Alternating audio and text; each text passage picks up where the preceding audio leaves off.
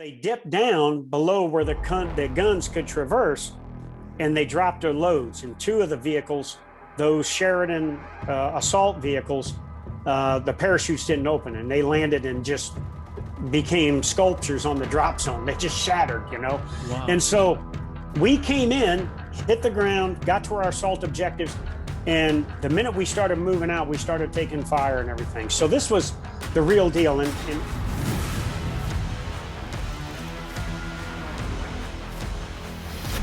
so, sir, speaking of wars and battles, when I was reading some articles about you and I listened to a few other podcasts that you were on, one thing that definitely stood out was Operation Just Cause.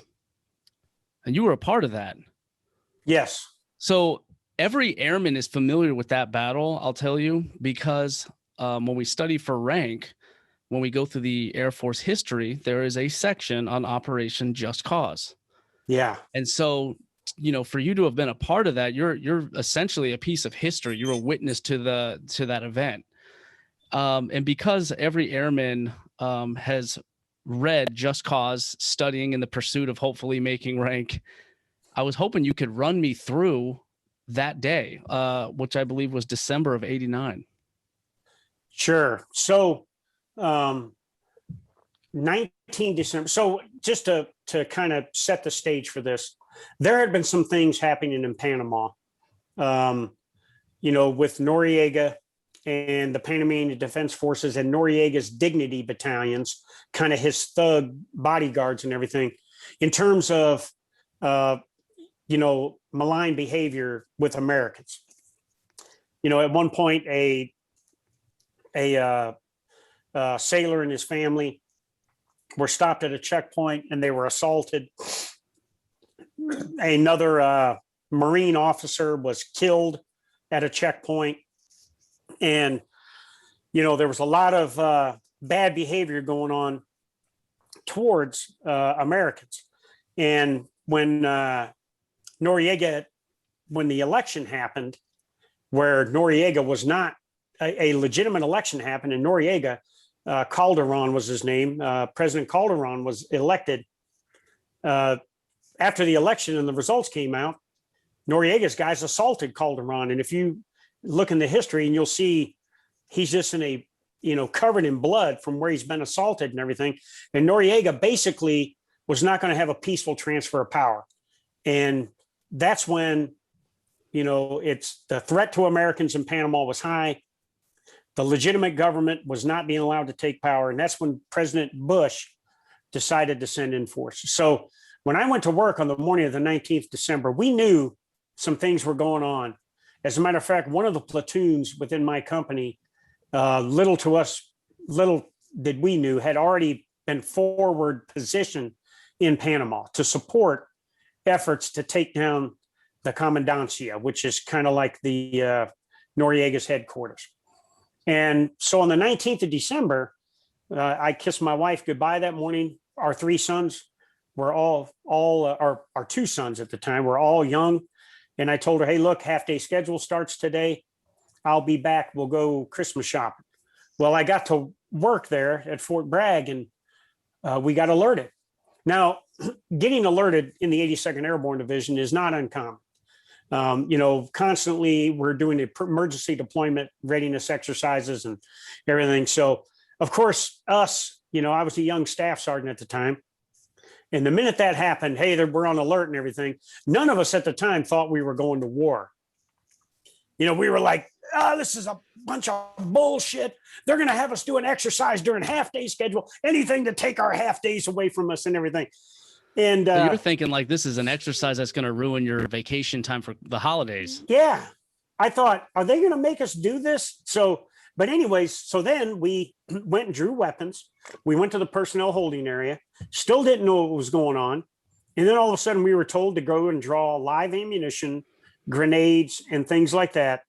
And finally, my platoon sergeant and I, Sergeant First Class David Freeman, decided we're going to find out what the hell is going on here. And we walked in to the Brigade Tactical Operations Center, and we walked in.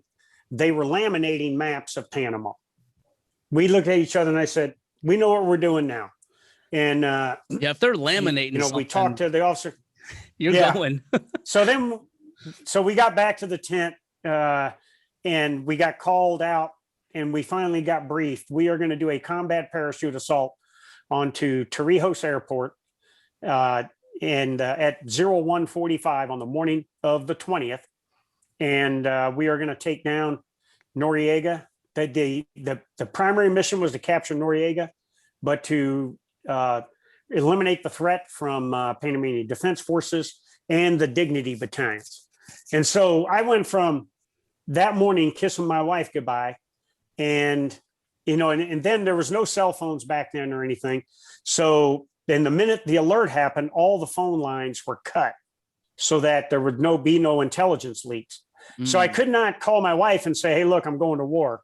And my thought process at the time was, when I went to, I got all my combat gear, my ammunition and weapons loaded up, and now I'm drawing my parachute. And oh, by the way, drop altitude 500 feet. So the reserve parachute is probably not going to work, And so I just told myself, well, Sandra, my wife, will find out sooner or later that I'm in combat. And so there we went. And it's funny, when we were flying down, the heavy drops aircraft were in front of us, the C-141s that had, our armored reconnaissance assault vehicles, Humvees, and all this other stuff. When they came in, they started taking anti-aircraft fire. So they dipped down below where the guns could traverse, and they dropped their loads. And two of the vehicles, those Sheridan assault vehicles, the parachutes didn't open, and they landed and just became sculptures on the drop zone. They just shattered, Wow. And so we came in, hit the ground, got to our assault objectives. And the minute we started moving out, we started taking fire and everything. So this was the real deal. And I say this all the time.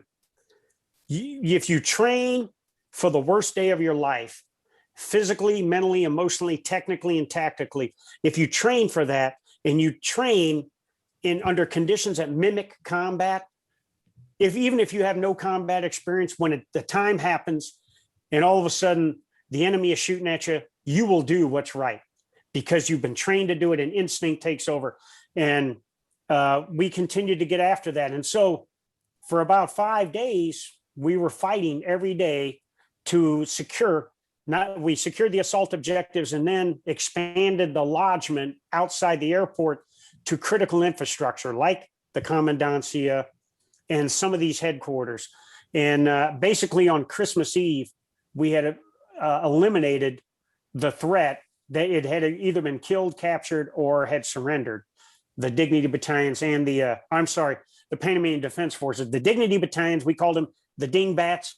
They were still out there, in the jungle and everywhere. And so we had to go out and get after them. But overall, right after Christmas, things died down. And so I finally talked to my wife. I snuck in to the Marriott Hotel down where the papal nuncio was. And if you read the history, Noriega holed up in this religious cathedral known as the papal nuncio. And of course, the United States forces aren't going to go into a religious venue to conduct combat operations. So we surrounded it. We blared loud, heavy metal music and stuff to kind of, not allow him to have any kind of peace. And so while I was pulling security there, I snuck into the Marriott Hotel and, called my wife Collect. And so this was the first time in a week that I had talked to her, and it was a pretty emotional conversation. The first letter I wrote her was 3 days in, and it was on the back of a meal ready to eat wrapper. I just kind of penned it, and I still have it to this day. Wow. We kind of wrote it in free mail, because you're deployed, and she got it and everything. But and then on the 12th of January, we returned back to Fort Bragg. So this was, in terms of the deployments we see now, Panama, all being dangerous, and we lost 18 Americans there, and 4 with the units that I was associated with about 50 severely wounded. This was kind of a, lack of a better term, a sexy deployment. You parachute into combat, you kick the shit out of the enemy, you restore order, give Panamanian citizens a hope for a better future. And then 3 weeks later, you're home, And so, Right. Yeah. 3 weeks. You did all that in 3 weeks. That's 3 weeks. impressive. Yeah. And so basically course, everything you trained for, this kind of fit that template, that, the chaos of someone trying to overthrow a government, you guys dropping in, like it fit what you were training for years. Absolutely. Absolutely. And the most of it was the mental and emotional part of it that, and I try to convey this to our service members, regardless of what their job is, because especially in a environment where there may be a non-contiguous battlefield or there is no front line or whatever, you can't say I'm in an administrative role. I don't have to worry about being ready to fight and win, especially if we have to go up against China or Russia or North Korea or Iran, or even against terrorists. They're going to look for vulnerable targets.